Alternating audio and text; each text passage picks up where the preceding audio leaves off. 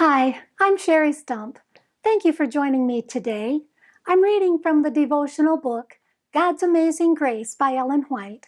Today's reading is February 13 on page 52 in the book, and the title is Qualifying for the Kingdom.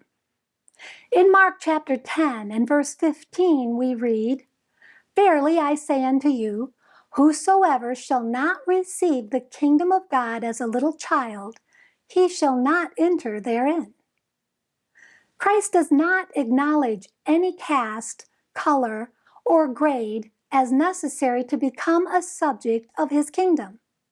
Admittance to his kingdom does not depend upon wealth or a superior heredity, but those who are born of the Spirit are the subjects of his kingdom. Spiritual character is that which will be recognized by Christ. His kingdom is not of this world. His subjects are those who are partakers of the divine nature, having escaped the corruption that is in the world through lust. And this grace is given them of God. Christ does not find his subjects fitted for his kingdom, but he qualifies them by his divine power. Those who have been dead in trespasses and sins are quickened to spiritual life. The faculties which God has given them for holy purposes are refined, purified, and exalted, and they are led to form characters after the divine similitude. Christ draws them to himself by an unseen power.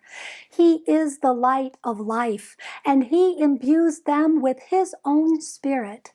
As they are drawn into the spiritual atmosphere, they see that they have been made the sport of Satan's temptations and that they have been under his dominion.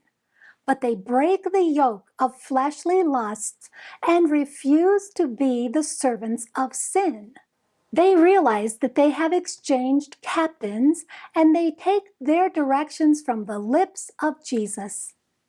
As a servant looks to his master, and as a maid looks to her mistress, so these souls, drawn by the cords of love to Christ, constantly look unto him who is the author and finisher of their faith.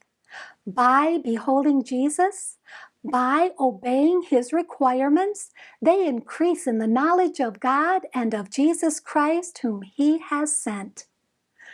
Thus, they become changed into his image from character to character until they are distinguished from the world, and it can be written of them, "Ye are a chosen generation, a royal priesthood, an holy nation, a peculiar people, that ye should show forth the praises of him who hath called you out of darkness into his marvelous light, which in time past were not a people, but are now the people of God, which had not obtained mercy, but now have obtained mercy."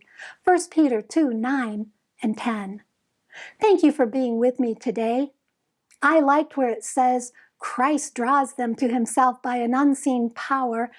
I want to be drawn to Christ closer and closer, don't you? It's my prayer that we will become changed into his image from character to character until we are distinguished from the world. I hope you'll join me tomorrow when we'll find out how we can receive power to live the life of Christ. Until then, may God bless you abundantly, above all you can ask or think.